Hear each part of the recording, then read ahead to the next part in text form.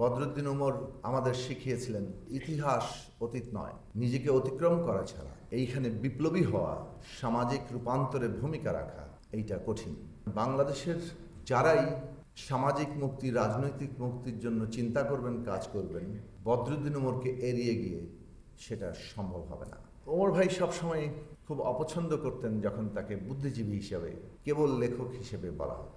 একটা বিষয় এখনকার তরুণদের জন্য প্রাসঙ্গিক, যেটা আমরা শুরুতে ওনার কাছ থেকে শিখেছি, যে আমাদের এই মধ্যবিত্ত শ্রেণী যেভাবে গঠিত হয় সেই গঠন প্রক্রিয়ার মধ্যেই আমাদের সীমাবদ্ধতার সবগুলো জায়গা আছে, এবং ওইখানে ঠিকঠাক মতো আমাদের চোখ ফেলতে হবে। নিজেকে যদি অতিক্রম করতে চাই, নিজেকে অতিক্রম করা ছাড়া এইখানে বিপ্লবী হওয়া, সামাজিক রূপান্তরে ভূমিকা রাখা এইটা কঠিন।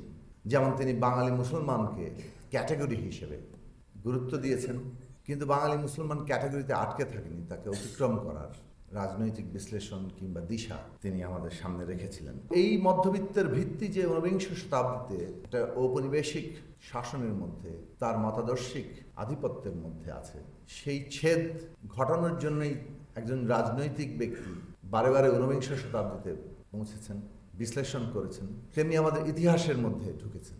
বদরুদ্দীন উমর আমাদের শিখিয়েছিলেন ইতিহাস অতীত নয়, বরং অতীত ইতিহাস হয়ে আমাদের সামনে হাজির হয় এবং আমাদের বর্তমানের দিশা হয়ে ওঠে। ফলে আমরা যা কিছু বর্তমানে করি আসলে ইতিহাসের জীবনযাপন। কোন ইতিহাসের দিশাকে আমরা নিব, এইটা শ্রেণী সম্পর্ক থেকে শুরু করে আমাদের নিজস্ব লোকেশন, সেটা ঠিক করে দেয়।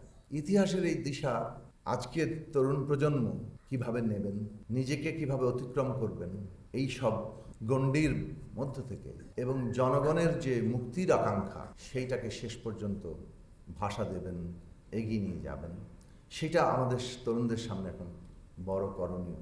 ঠিক ওই কারণেই বদরুদ্দীন উমর প্রাসঙ্গিক থাকবেন, কারণ বাংলাদেশের যারাই সামাজিক মুক্তি, রাজনৈতিক মুক্তির জন্য চিন্তা করবেন, কাজ করবেন, বদরুদ্দীন উমরকে এড়িয়ে গিয়ে সেটা সম্ভব হবে না।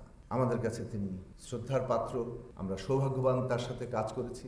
কিন্তু আগত প্রজন্ম আরও ব্যাপকভাবে যখন নিজেদের পরিবর্তনের জন্য প্রস্তুত করবেন, অভ্যুত্থান এই দেশে একটা লড়াইয়ের ফর্ম, একে তাত্ত্বিকভাবে বাংলাদেশে বদরুদ্দীন উমর নানাভাবেই সংজ্ঞায়িত করার চেষ্টা করেছেন। এই অভ্যুত্থানের মধ্য দিয়ে যে গঠনের দরকার, সেই প্রশ্নে আমাদের যে রাজনৈতিক ব্যর্থতা, সেইটা যদি আমরা সমাধান চাই, নিদান চাই, তাহলে আমাদের সেখানে ফিরতে হবে। শেষ কথা এটা বলি, আমি আর দীর্ঘ করব না, পরবর্তীতে কোনো এক সময় হয়তো আমরা আলোচনা করব। এটা অত্যন্ত দুঃখের ব্যাপার যে বদরুদ্দীন উমর সম্পর্কে আনুষ্ঠানিকভাবে এই প্রথম আমি কথা বলছি। ওমর ভাই সবসময় খুব অপছন্দ করতেন যখন তাকে বুদ্ধিজীবী হিসেবে, কেবল লেখক হিসেবে বলা হতো। এই কথাটা আমাদের প্রতিষ্ঠা করা দরকার, এবং তিনি নিজে যেটা মনে করতেন যে তিনি একজন রাজনৈতিক ব্যক্তি এবং তিনি যা কিছু লিখেছেন রাজনীতির প্রয়োজনে লিখেছেন, এবং রাজনীতির প্রয়োজনেই এই দেশের মানুষের রাজনৈতিক, সামাজিক, অর্থনৈতিক মুক্তির জন্যই বদরুদ্দীন উমরের লেখা এবং সব কাজ আমাদেরকে বহুকাল অনুপ্রাণিত করে।